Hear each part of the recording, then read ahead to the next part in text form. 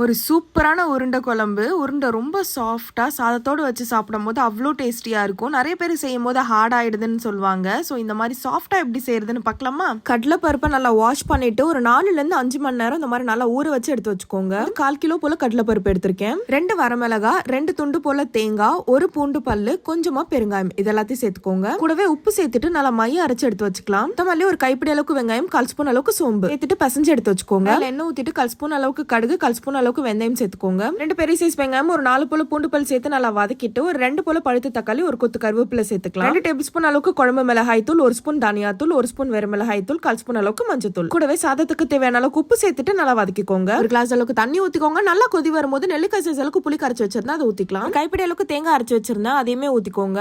நல்லா கொதி வரும்போது இந்த மாதிரி உருண்டை பிடிச்சி சேர்த்துக்கலாம். லோ ஃபிளேம்ல வச்சுட்டு உருண்டை நல்லா வெந்து வந்ததும் ஆஃப் பண்ணிடலாம். ஒரு சூப்பரான உருண்டை குழம்பு ரெடி. கண்டிப்பா ட்ரை பண்ணுங்க. மறக்காம நம்ம சேனலை சப்ஸ்கிரைப் பண்ணிக்கோங்க. பாய்.